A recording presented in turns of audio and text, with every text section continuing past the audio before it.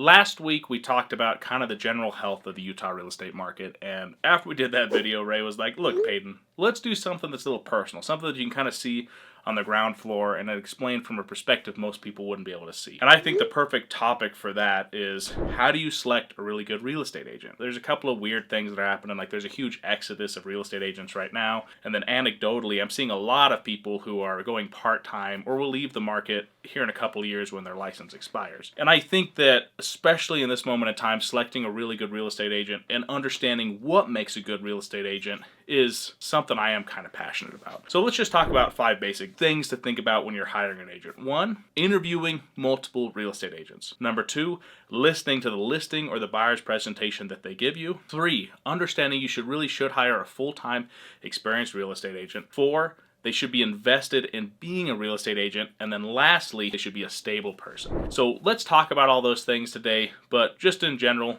my name is Paden, I'm Clancy Fairbanks, and let's talk about it.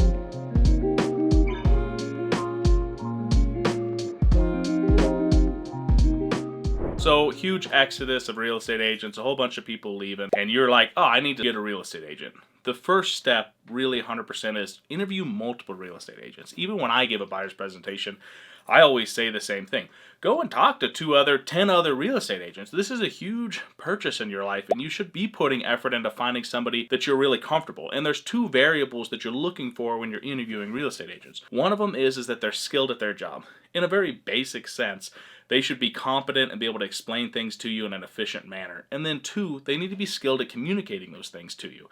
You need to be comfortable talking to them in general. And so it doesn't matter how skilled somebody is, if they don't know how to communicate those things to you, it's going to be a really hard transaction and you're not going to be comfortable with it. They may do a billion great job, but you're going to be stressed out this whole time. It's just going to be really hard. And at the exact same time, they could be really great at communicating with you, and they could be, the best, and you're really comfortable with them, but they could be terrible at your job. And so you could lose money or lose negotiation power just because they don't know what they're doing. So you want both of those things. Somebody that's really efficient at their job and communicates with you in a super effective, easy manner. So that's step number 1. Interview multiple agents and understand those 2 variables. Attribute or trait number 2 is that you should listen to the buyer or the listing presentation of the real estate agent. I recorded this once before, and I wasn't near hard enough on the fact that your real estate agent in their buyer's presentation should have to have an in-depth understanding of the purchase process and be able to explain to you each section of the contract, and then on top of that, understand the general market conditions in an in-depth level. A perfect example would be like, if you're talking to me and somebody's asking, hey Paden, how's the real estate market doing? If you've seen my videos, you know what I say. Last year, the height of the market was $540,000. This year, the low of the market was $450,000, and currently for the last month, the median sold value was at $490,000. So the market went down 16%, went back up another 6%. That shows that I do research and I look at these topics in depth, and any agent should do that. Like, I shouldn't be so grumpy about it, but you don't go to a mechanic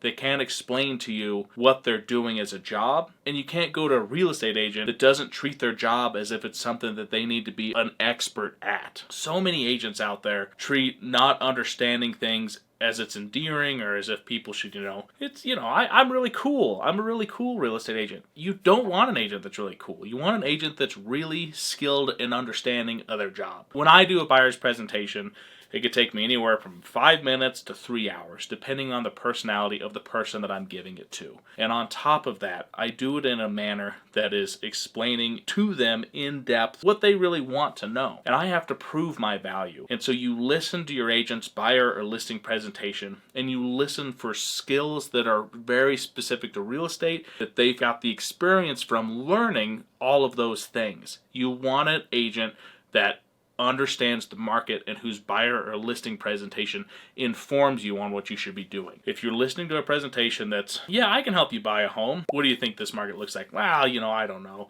It's not bad. Ask more questions. But that's point number 2. Listen to an agent's buyer or listing presentation. They may do it in a different way, and that's not a big deal, but they should be informing you efficiently in general on the condition of the market and the process of buying a home. Point number 3 is hire a full-time experienced real real estate agent. I 100% understand. There's times when agents are new. I was new at one time. I was working 40 hours a week as a real estate agent. I was working 40 hours a week as a quality assurance manager. And Scout gave me the opportunity to be a real estate agent for him. And I'm hugely appreciative of it. But the fact of the matter is that he got less experience with me than he would have possibly gotten with another real estate agent, which is, once again, I had a bunch of fire under me. I was willing to go look at homes on the weekends. I was willing to do all these things. So that bridged the gap a little bit, but the truth of it is that using an experienced real estate agent that's full time, you're paying the same amount as a buyer as you would be for somebody who's brand new or for your mom. And you're gaining so much more value from that experienced agent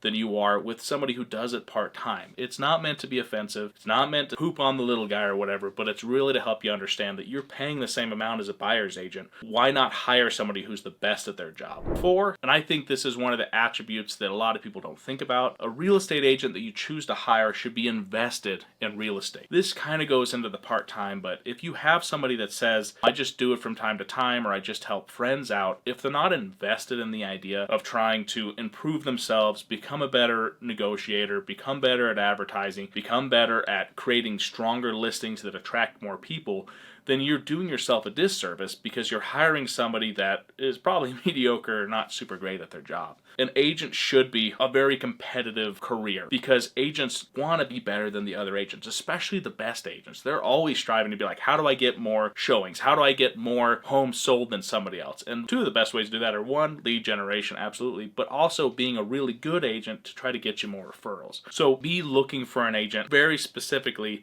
that continually talks about how they're trying to become a better real estate agent, and especially on top of that, sounds like they've improved their processes a lot over the time that they've been a real estate agent. Point number 5, this is kind of more of an interesting one, but a real estate agent should be stable. It should be somebody that you look at and you feel like their life is going in a way that they're, I wouldn't say comfortable, but that they're not necessarily worried about finances. I don't know what the best way to say it. There's so many agents out there that the next deal is going to pay for their meal, and that's inherently a problem, because if an agent needs you to buy a home so that they can eat, they're not going to advise you in the best ways possible. And especially when I first started, I get it. When I first started, I was desperate for sales and I was looking really hard. But that's a problem. That's not a good thing for that to be happening. And so if you can find an agent that's stable with the way that they're living their life and you feel like they're not necessarily needing to make a sale, especially if they have a bunch of other clients, it takes pressure off of the agent so that they can serve you better. Just the simple truth of it. So choosing an agent that you feel comfortable with and doesn't sound like they're desperate, it's another attribute I really would keep my eye on. So that brings us to the 5 things that I think are important. 1, interview multiple agents. 2, listen to their presentation and especially their skills. 3, use an experienced full-time agent